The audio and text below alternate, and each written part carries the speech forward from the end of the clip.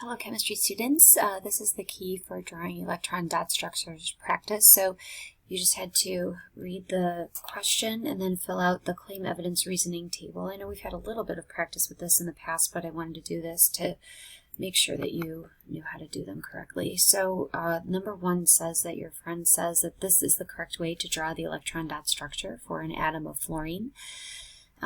Remember that an atom of fluorine has 9 electrons total, and to me, if I take a look at this, it looks like your friend has drawn 1, 2, 3, 4, 5, 6, 7, 8, 9, 10, like 11 electrons total.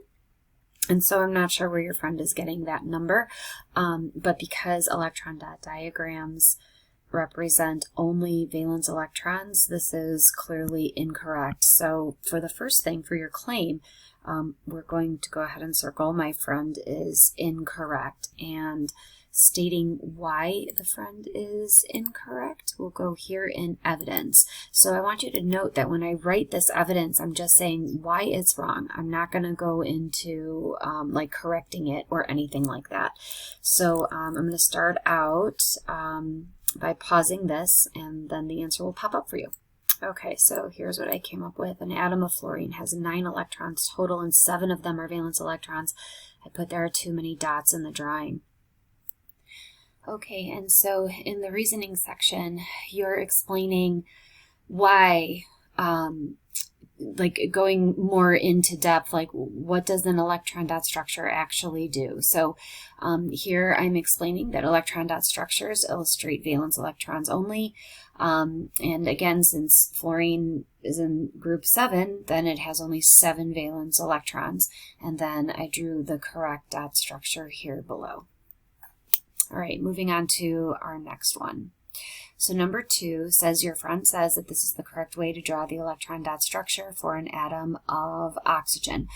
Well, looking at this, oxygen is in group 6. It has 6 valence electrons, and there are 6 dots around here, so that part is good. The problem that I have here is the pattern that was followed when the dots were placed. So again, I'm going to circle that your friend is incorrect. And the evidence would be that the dots weren't placed following the correct pattern. So again, we're saying why this is wrong. And now in reasoning, we're going to explain how to do this correctly. So when you're placing valence electrons around the abbreviation for the atom, you're going to place 1 on each side first, and then you double them up. And again, the reason for this is going to be more apparent later when we learn about bonding. So oxygen has 6 valence electrons. Let's put 1 electron on each side of my abbreviation first. Now I can go back and double them up. And basically what I mean by when we learn about bonding, I'm just going to give you a quick preview, is this.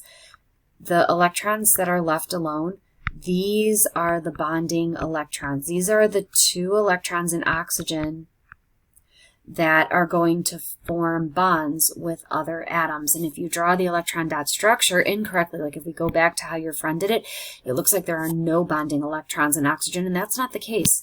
Oxygen has 2 bonding electrons, and that's what you're showing here when you draw the electron dot structure correctly. Okay, and then this is our last one. Your friend says that this is the correct way to draw the electron dot structure for an atom of magnesium. Magnesium is in group 2. It has 2 valence electrons, and here are the 2 electrons that they have. And you know, just because one's not up and to the side, that's fine. The electrons are separated from each other. So actually, your friend is correct this time. And so this is how I filled out the evidence portion, just that magnesium has 2 valence electrons, and my friend drew 2 dots to show this, and the dots are separated from each other and not doubled up. And so my reasoning here is that your electron dot structure should reflect the correct number of valence electrons as indicated by the group number of the element.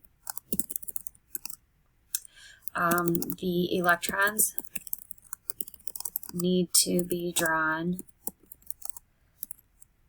1 on each side of the element before they are doubled up. My friend did this. Here is another way to draw the electron dot structure for magnesium.